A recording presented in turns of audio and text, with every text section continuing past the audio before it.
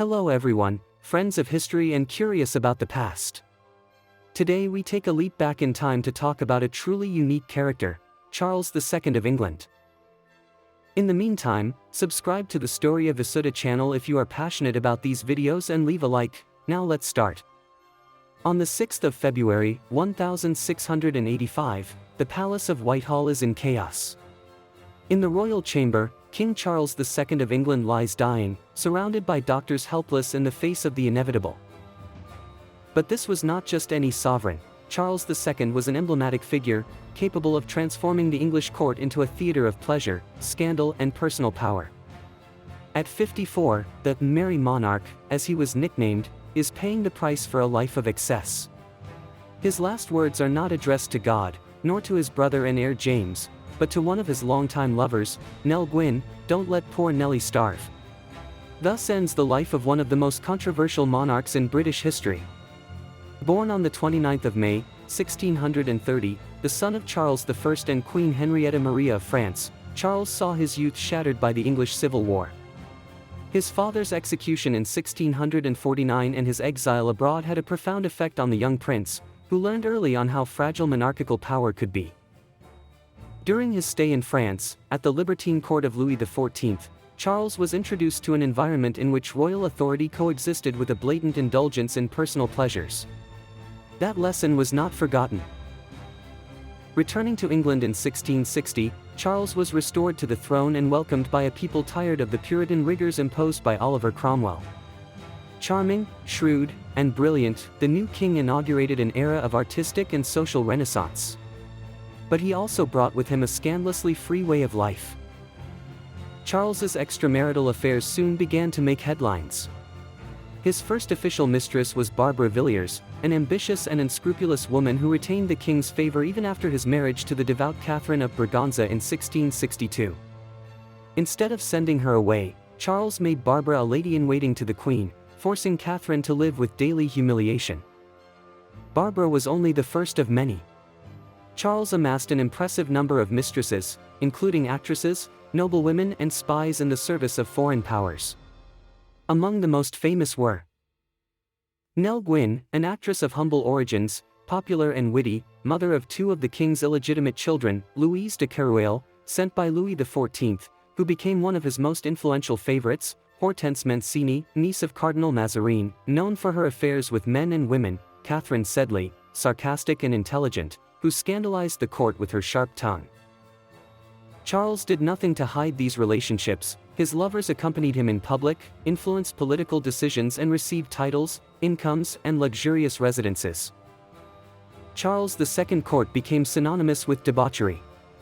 The aristocracy imitated him, Puritan values were forgotten and life in the palace became a succession of parties, affairs, and favoritism. Ambitious husbands pushed their wives towards the king in the hope of gaining influence. The costs of maintaining this lifestyle were immense.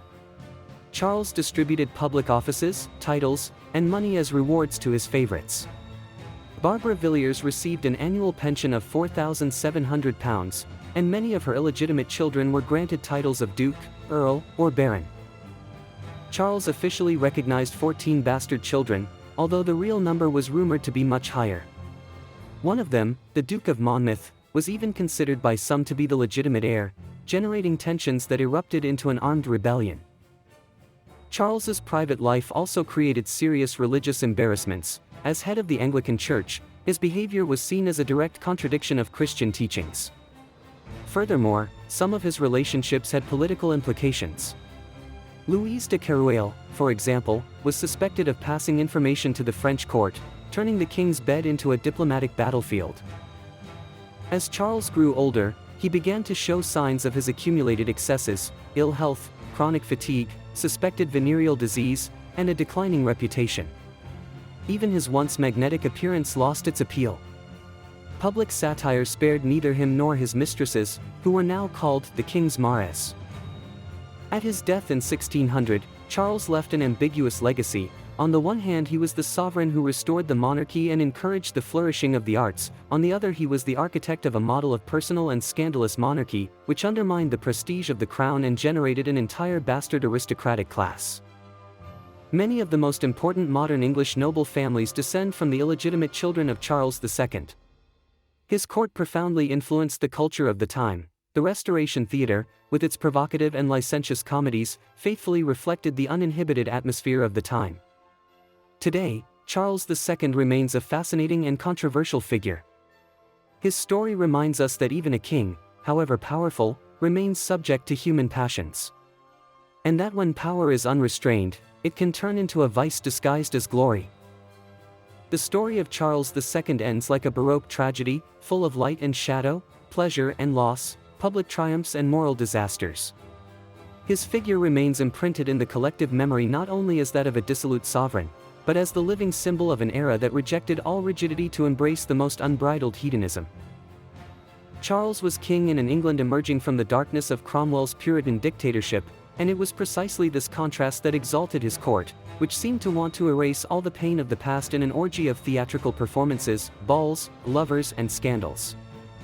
However, behind the smiling face and the irresistible charm of the merry monarch, there was a much more complex reality. His lack of legitimate heirs, the political favors distributed through the royal bed, the crazy expenses to maintain a close circle of courtesans and illegitimate children, contributed to weakening the monarchic authority and creating internal tensions that would have consequences in the following decades. His reign, although marked by important cultural and scientific innovations, was also a laboratory of institutionalized immorality, in which royal dignity was often confused with court farce. Yet Charles II remains a fascinating figure precisely because he was so fully human. He never tried to hide his vices, he flaunted them with disarming sincerity, almost challenging history to judge him. His careless attitude towards moral conventions was not only a form of rebellion, but also a declaration of identity, a rejection of hypocrisy in favor of authenticity, however controversial.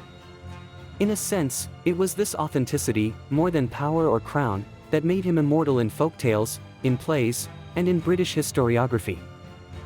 His legacy today appears multifaceted. On the one hand, Charles II is celebrated as the man who brought monarchy, music, art and theater back to a nation that had been deprived of them for too long. On the other, his name is forever linked to a model of personalistic, indulgent, who often put the desires of the body before the duties of the throne. His numerous illegitimate descendants, paradoxically, shaped the very future of the English aristocracy, leaving an imprint that persists in noble lineages to this day. Ultimately, Charles II was much more than a libertine. He was a man who lived without restraints, who loved power and abused it, who sought pleasure as an escape and as self-affirmation. His life represents an eternal parable on the dangerous allure of excess, on the fragility of authority when it is entrusted to all too human hands. And for this very reason, his figure continues to attract, to divide, to cause discussion. Charles II was not the ideal king, but he was an unrepeatable king, and his long shadow still today crosses the corridors of history, whispering stories of passion, scandal and power. That's all for today. What do you think? Let me know in the comments and don't forget to subscribe to the channel if you like these videos. See you next time, bye.